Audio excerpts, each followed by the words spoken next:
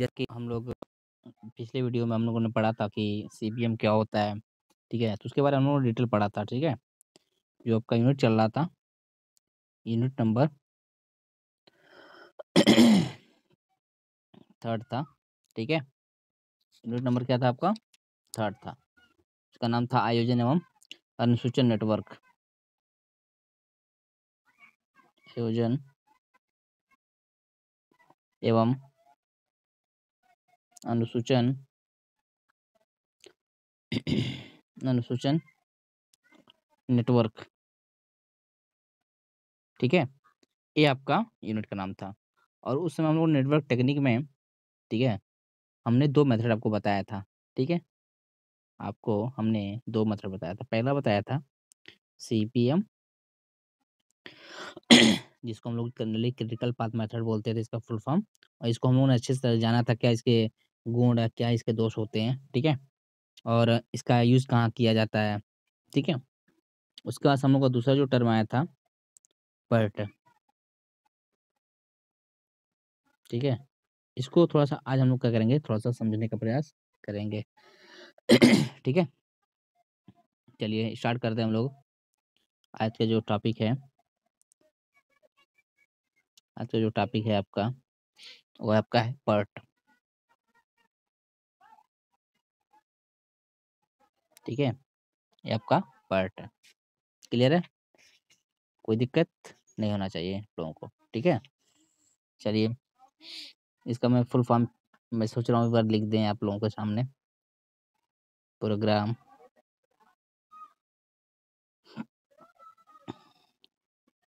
Programme evaluation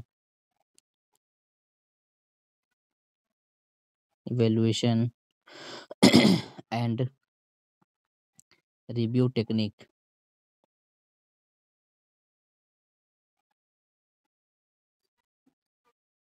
ठीक है। ये आपका होता है पर्ट का फुल फॉर्म। तो कभी-कभी आपके एग्ज़ाम में तो नहीं पूछता है, बीटी एग्ज़ाम में, लेकिन कभी-कभी एग्ज़ाम में आपके कॉम्पिटिशन में पूछ लेता है फुल फॉर्म पर्ट का, ठीक है। और सबसे बड़ी बात है कि इसका जो विकास है पर्ट मेथड का, ये जनरली अमेरिका में हुआ था, ठीक है। कहाँ हुआ था विकास इसका? इस विधि का विकास, इस विधि का विकास सबसे पहले कह सकते हैं वहाँ पे अमेरिका में हुआ था, ठीक है। कहाँ पे? अमेरिका में, ठीक है। हुँ। एक नोट लिखिएगा, आप लोग अपने कॉपी में अगर लिख सकते हैं तो, समझ सकते हैं तो। इसका एक नोट है, सीपीएम तथा पर्ट पर्ट दोनों विधियों में दोनों विधियों में मुख्य अंतर मुख्य अंतर, ठीक है। जो मुख्य अंतर है वो एक्टिविटी के अवधि का निर्धारण से है। ध्यान दे दीजिएगा, जो आपका एक्टिविटी है उसकी अवधि के निर्धारण से होता है, ठीक है। ये आपका इम्पोर्टेंट नोट है, इसको राइट डाउन कर लीजिएगा, ठीक है। जैसे सीपीएम में क्या होता है, जो आपका सीपीएम है, ठीक है। तो इसमें जो आपके किसी एक्टिविटी का जो अवधि होता है वो निश्चयात्मक होता है। क्या होता है? निश्चयात्मक होता है। निश्चयात्मक होता है, ठीक है। निश्चयात्मक होता है। जबकि जो पर्ट होता है, ठीक है, जबकि आपका जो पर्ट होता है जिसके बारे में हम लोग पढ़ रहे हैं यहाँ पे अभी, पर्ट के बारे में, जो आपका पर्ट होता है, जो आपका पर्ट होता है, ये आपका इस विधि में जो संक्रिया की अवधि होती है, ठीक है, इस विधि में जो संक्रिया संक्रिया की अवधि होती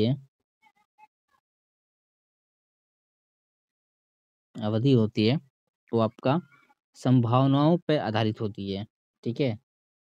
संभावनाओं पे नाव पर क्या होता है?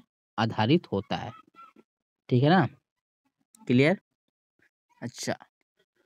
तो सबसे बड़ी बात ये है, इस अवधि को ज्ञात करने के लिए हम लोग जनरली इसमें 3 प्रकार के समयों पे विचार करते हैं, ठीक है? इस प्रकार की अवधि को ज्ञात करने के लिए हम लोग क्या करते हैं, पार्ट में 3 टाइप के आपके समय होते हैं, ठीक है? पहला आपका जो समय होता है गाइस, पहला आपका जो समय होता है इसको हम लोग बोलते हैं आशावादी समय, आशावादी आशावादी समय। दूसरा आपका होता है निराशावादी समय, ठीक है? दूसरा होता है निराशावादी समय और जो थर्ड होता है आपका सर्वाधिक संभावित समय, सर्वाधिक संभावित समय, संभावित समय, ठीक है? ये 3 आपके इसमें हम लोग जो टाइम कंसीडर करते हैं, ठीक है? अवधि को ज्ञात करने के लिए वो 3 टाइम होते हैं। कौन-कौन सा? एक होता है आपका ऑप्टिमिस्टिक टाइम, ठीक है? एक होता है आपका ऑप्टिमिस्टिक टाइम जिसको हम लोग आशावादी समय बोलते हैं। एक होता है पेसिमिस्टिक टाइम जिसको निराशावादी समय बोलते हैं और एक होता है आपका मोस्ट लाइकली टाइम। क्या होता है? Most likely time. जो आपका आशावादी समय होता है इसको हम लोग जनरली टी नॉट से डिनोट करते हैं। टी नॉट्स यानी इस तरह का, इससे डिनोट करते हैं, ठीक है?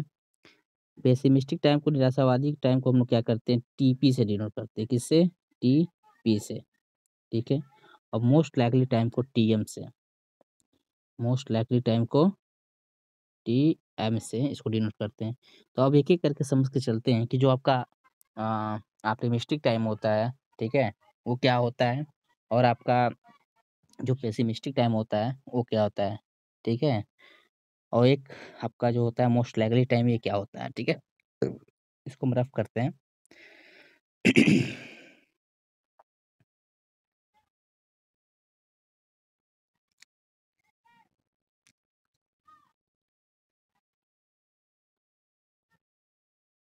देखिए ध्यान से, जो आपका आशावादी समय होता है, पहला हम लोग देखेंगे आपका आशावादी आशावादी आशावादी समय, ठीक है? और इसको हम लोग डिनोट करते हैं किससे? टी नॉट से, टी नॉट से। आशावादी समय का मतलब क्या होता है? जब आपका जो एक्टिविटी है, कोई भी एक्टिविटी आपका है, ठीक है?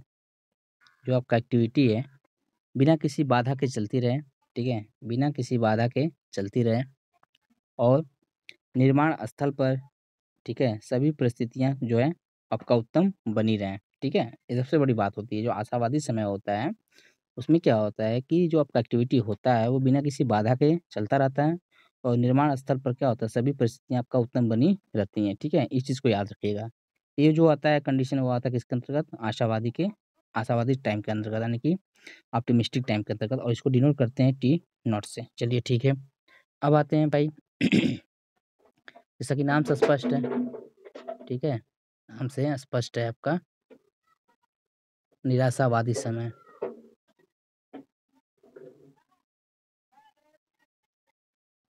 निराशावादी समय, इसको हम लोग डिनोट करते हैं टीपी से, ठीक है? चूँकि नाम से स्पष्ट है कि पेसिमिस्टिक है, तो आपको पता है कि जब एक्टिविटी के पूर्ण काल में जितने भी पड़ने वाले या सभी प्रकार की जो बाधाएँ होती हैं, ठीक है? जैसे तूफ़ान, भूकंप आदि को जितने भी छोड़ कर के जो विचार किया जाता है, उसी को हम लोग जनरली बोलते हैं निराशावादी समय, ठीक है? ध्यान से सुनना, जब किसी एक्टिविटी के पूर्ण काल में पड़ने वाले जितने सभी प्रकार की जो बाधाएँ होती हैं, लेकिन किनको छोड़ कर के, जैसे तूफ़ान है, भूकंप है, इनको छोड़ कर के जिस पर हम विचार करते हैं, उन्हीं को हम लोग बोलते हैं क्या? निराशावादी, ठीक है? और इसको जनरली हम लोग कैसे डिनोट करते हैं? इसको हम लोग डिनोट करते हैं आपका टीपी से। इसी प्रकार आपका आता है, इसी प्रकार आपका आता है most likely time, most likely time, most likely time. इसमें क्या होता है कि जब जैसे इसमें सारी बाधाओं पे क्या होता है, जनरली विचार किया जाता है, ठीक है? मोस्ट लाइकली टाइम में क्या होता है, आपके समांतर जितने भी आपके इसमें बाधाएँ होती हैं, पड़ती हैं, उन पे सब पे विचार किया जाता है, ठीक है? क्लियर? इसमें चाहे वो अच्छी हो, चाहे बुरी हो, दोनों प्रकार की परिस्थितियाँ इसमें सम्मिलित होती हैं, ठीक है? आपका जैसा भी स्थिति हो, परिस्थिति हो, चाहे वो अच्छी हो, चाहे बुरी हो, इनमें दोनों प्रकार को इसमें कंसीडर कर लिया जाता है मोस्ट लाइकली टाइम में, ठीक है? और इसको डिनोट करते हैं किससे? इसको डिनोट करते हैं टीएम से, क्योंकि मोस्ट लाइकली टाइम है, तो इसको हम लोग बोलते हैं टीएम, ठीक है? तो इसका इन तीनों का जो टाइम है, आशावादी, निराशावादी या फिर सर्वाधिक संभावित समय, इन पे क्या होता है अ, अगर हमको क्या नाम है, एक्सपेक्टेड टाइम अगर निकालना हो, ठीक है? एक्सपेक्टेड टाइम निकालना हो किसी भी एक्टिविटी के लिए, तो कैसे निकालते हैं? तो इसका एक छोटा-सा फ़ॉर्मूला बन जाता है आपका। इस फ़ॉर्मूले को बस ध्यान से देखिएगा। एक्सपेक्टेड टाइम को हम लोग जनरली लिखते हैं किससे? टीई से, ठीक है? और इसको फ़ॉर्मूला बन जाता था T not plus 4 TM plus TP plus TP upon 6, ठीक है? ये आपका फाइनली फ़ॉर्मूला बन जाता है इसका। थोड़ा-सा मैं इसको और अच्छे से लिखना चाह रहा हूँ, रुक जाइए 1 मिनट जस्ट वेट। इसका जो फाइनली फ़ॉर्मूला बनता है आपका टीई बराबर T not plus 4 TM plus TP upon 6। इससे आप लोग क्या कर सकते हैं, कैलकुलेट कर सकते हैं, ठीक है गाइस? ओके। इस फ़ॉर्मूले को आप लोग याद कर सकिएगा, तो दिमाग में रखिएगा, इम्पोर्टेंट है आपका। एग्ज़ाम में शायद नहीं भी आए, अलग बात है, लेकिन आपको एक कहीं न कहीं आगे देखने को मिलेगा जब आप किसी कॉम्पिटिटिव एग्ज़ाम को तैयारी कर रहे होते हैं, वहाँ पे आपको एक एक्सपेक्टेड टाइम निकालने की जनरली पूछ लेता है, अगर सिलेबस में आपके सीपीएम पढ़ का कुछ अ, चीज़ें दिया हुआ तो, ठीक है? वहाँ से क्वेश्चन ज़्यादातर मतलब इसको पूछ लिया जाता है, ठीक है? जैसे एग्ज़ाम्पल के तौर पे देखा जाए, जैसे हम एक एग्ज़ाम्पल ले लें छोटा-सा, ठीक है? एक एग्ज़ाम्पल ले लें, ठीक है? एग्ज़ाम्पल है कि जैसे कोई भी एक्टिविटी हो रहा है, ठीक है? उसका जो आपका आशावादी टाइम है, जो गिवन डेटा दिया है यहाँ पे, गिवन डेटा आशावादी समय है, तो उसको किससे डिनोट करते हैं? आपको मैंने बताया था जस्ट, अभी बताया मैंने टी नॉट से। जैसे यहाँ पे टी नॉट, इसको डिनोट करते थे आशावादी से, ऑप्टिमिस्टिक टाइम से। ये दिया हुआ है 5 दिन, कितना दिया है? 5 दिन दिया है, 5 डे, ठीक? उसके बाद से बोला निराशावादी समय 15 दिन। अभी जस्ट हमने बताया कि निराशावादी समय को हम लोग किससे डिनोट करते हैं? टीपी से। किससे? टीपी से। और इसको डिनोट किससे करते हैं? टीपी से, और ये दिया हुआ आपका 15 दिन। ये जो क्वेश्चन है आपका, ठीक है? जैसे उस क्वेश्चन का यूटिलाइज़ेशन मतलब आपका जो फ़ॉर्मूला भी जस्ट एक्सपेक्टेड टाइम का हम लोगों ने देखा था, जो संभावित समय निकालने के लिए, वो कैसे निकालते हैं, तो हमने फ़ॉर्मूला देखा, उस पे एक क्वेश्चन सॉल्व अगर देख लेते हैं, तो काम बन जाएगा। इन केस अभी कभी पूछा तो नहीं है, लेकिन अगर पूछ लेता है इस पे आधारित आपका पार्ट में, तो आप इसको आसानी से निकाल सको, ठीक है? उसके बाद से आपको दिया है, जो सर्वाधिक संभावित समय है, मोस्ट लाइकली टाइम, टीएम, वो आपका दिया है 10 डे। 15 दिन इसको दिया है और 10 दिन ये दिया है। बस कुछ नहीं करना, आपसे पूछा है एक्सपेक्टेड टाइम, ठीक है? एक्सपेक्टेड टाइम पूछा है, ठीक है? तो बस निकाल लीजिए फॉर्म में रख कर के, सारा कुछ आपको पता ही है। तो सबसे पहले आप क्या करोगे, जो इसका फ़ॉर्मूला जस्ट हम लोगों ने जाना था, इम्पोर्टेंट वाला, उसको क्या करना है, रखना है, वैल्यू उसमें पुट करना है। जैसे आपका जो एक्सपेक्टेड टाइम होता है, वो होता है क्या formula? T not plus 4 TM plus TP upon 6। भैया रख दो वैल्यू, टी नॉट की वैल्यू 15 था, 15 रखिए, प्लस 4 इंटू TM कितना था आपका? मोस्ट लाइकली टाइम दिया था आपका 10, ठीक? प्लस पेसिमिस्टिक टाइम कितना किया? निराशावादी 15 दिन दिया था अपॉन 6। जब इसको आप सॉल्व करोगे, ठीक है? जब इसको आप सॉल्व करोगे तो आई थिंक 10 आएगा, 10 दिन। तो अगर एक न्यूमेरिकल अगर कहीं आपसे ये पूछ ले, ठीक है, एक्सपेक्टेड टाइम निकालने के लिए, तो आप इस फार्मूले के थ्रू आप निकाल सकते हो। 3 टाइम याद रखना, आशावादी समय, ठीक है, निराशावादी समय और सर्वाधिक संभावित समय, ठीक है? क्लियर है? ठीक है, ये आपका है बेसिक। तो अगर आपसे इन केस पूछ लेता है डिफरेंट दोनों में क्या होता है, CPM एंड PERT में, CPM एंड PERT में, जब आपने स्टडी किया था तो उसमें कई ऐसे टर्म तो थे जिसके थ्रू हम इनको क्या कर सकते हैं, डिफ्रेंशिएट कर सकते हैं, ठीक है? तो कभी-कभी एग्ज़ाम में ये भी पूछा है कि दोनों में क्या अंतर है, ठीक है? कौन मेथड किस जहाँ पे यूज़ होता है, ये सब आपसे पूछ सकता है, ठीक है? और क्वेश्चन क्या-क्या बन सकते हैं इस यूनिट से, तो ये भी ध्यान दीजिए यहाँ पे। आपके BT एग्ज़ाम के बोर्ड्स के पॉइंट ऑफ व्यू से, BT के एग्ज़ाम के पॉइंट ऑफ व्यू से क्या-क्या क्वेश्चन बन सकते हैं, जैसे कि एक्टिविटी और इवेंट में बेसिक तौर पे क्या डिफरेंट होता है, ठीक है? क्या अंतर होता है? और एक अच्छा-सा एग्ज़ाम्पल देकर के समझाइए, ठीक है? एक एग्ज़ाम्पल देकर के हमको क्या करिए, समझाइए, ठीक है? ये आपका हो जाता है पहला क्वेश्चन, जो कि इम्पोर्टेंट है, ठीक है?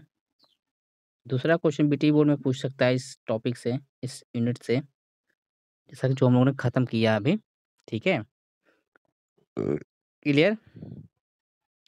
कि कहता है कि जो अभी हम लोगों ने टर्मिनोलॉजी पढ़ा था ना, जस्ट टर्मिनोलॉजी जो हम लोग पढ़े थे छोटे-छोटे टर्मिनोलॉजी, उस पे आधारित क्वेश्चन शब्दावली पे, ठीक है? जैसे जैसे आपका अवधि क्या होता है, ठीक है? नेटवर्क क्या होता है, ठीक है? डमी एक्टिविटी क्या होता है, डमी डमी एक्टिविटी क्या होता है, जिसको हम लोग जनरली क्या कहते हैं, डमी एक्टिविटी को हम लोग डॉटेड लाइन से दर्शाते हैं जब हम लोग इसका नेटवर्क बनाते हैं, ठीक है? ओके, ये सब आपके हो गए इम्पोर्टेंट क्वेश्चंस। इसके अलावा अगर क्वेश्चन बन सकता है आपका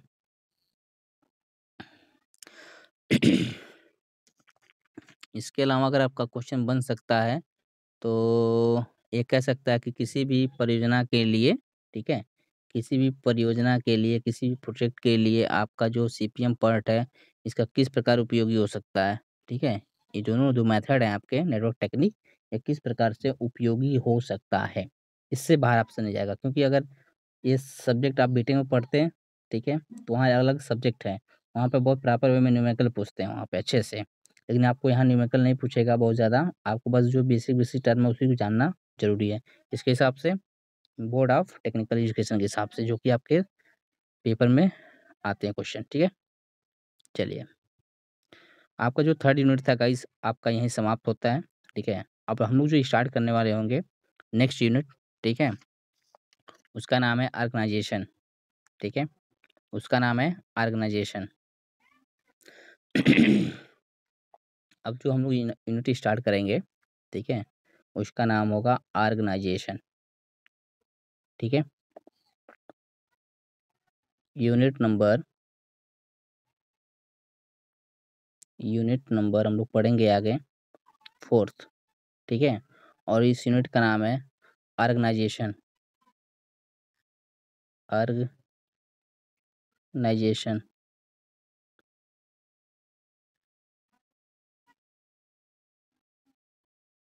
ठीक है? इसको संगठन बोलते हैं हिंदी में, ठीक है? संगठन। ये बहुत इम्पोर्टेंट क्वेश्चन है, यहाँ से एक क्वेश्चन आना ही आना है, ठीक है? आपके संगठन से एक क्वेश्चन अक्सर एग्ज़ाम में आपको देखने हैं, या तो ये पूछ लेगा आपसे कि टाइप्स ऑफ ऑर्गेनाइजेशन, या फिर ये पूछ सकता है किसी एक ऑर्गेनाइजेशन के बारे में समझाइए, उसका एक क्या मतलब फ्लो चार्ट बनाइए, ठीक है? एग्ज़ाम्पल के तौर पे अगर देखा जाए, तो जनरली क्या करता है उस संगठन का फ्लो चार्ट बनाने के लिए पूछ लेता है, या फिर बहुत पूछ सकता है, इसके गुण दोष पूछ सकता है, ठीक है? क्लियर? और आपका इसमें टॉपिक आता है जैसे आपका छोटे-छोटे टर्म है जैसे मोटिवेशन क्या होते हैं, ठीक है? मोटिवेशन क्या होते हैं? ये आपके छोटे-छोटे टर्म यहाँ से भी पूछ लिए जाते हैं कभी-कभी। अभिप्रेरण जिसको हम लोग बोलते हैं, अभिप्रेरण क्या होते हैं, ठीक है? उसके बाद से आपका ये क्वेश्चन पूछ सकता है कि प्रलोभन क्या होता है? प्रलोभन प्रलोभन क्या होता है? उसके बाद से आपसे पूछ सकता है क्वेश्चन में कि अगर प्रकृष्ट जानते हैं? प्रकृष्ट को डिफाइन करिए, प्रकृष्ट को पूछ लेता है। तो ये सब छोटे-छोटे बस इतना ही इसमें टॉपिक है, इसके अलावा कुछ आपको इसमें एक्स्ट्रा जानने की ज़रूरत नहीं है, ठीक है? तो इन सब चीज़ों में क्या है कि कई बार क्वेश्चन आपका पूछ चुका है कि प्रलोभन से क्या समझते हैं या प्रकृष्ट से क्या समझते हैं, ठीक है? तो ये सब जितने भी टर्म हैं आपके, सब के सब एक-दूसरे से रिलेटेड हैं और किस यूनिट में आपको पढ़ने को मिलेगा? आपको पढ़ने को मिलेगा इस यूनिट में यानी जिसका नाम है संगठन, ठीक है? तो इसको हम लोग क्या करेंगे अब लोग स्टडी करेंगे अच्छी तरीके से, ठीक है? और ये समझेंगे कि कोई भी भई ऑर्गनाइज़ेशन बनता है तो क्यों बनाते हैं? उसका क्या पर्पज़ होता है? ठीक है? क्या कोई ऑर्गनाइज़ेशन एक लोगों से चल सकता है या नहीं चल सकता है? ठीक है? ये सब बहुत बेसिक-बेसिक चीज़ें होती हैं, इसको जानना पड़ेगा आपको, ठीक है? क्लियर? आपको पता ही है, कोई भी व्यक्ति क्या होता है कि भई अकेला कोई भी काम नहीं कर सकता अच्छे तरीके से, ठीक है? बहुत सारे ऐसे काम हैं जो मनुष्य अकेला नहीं कर सकता है।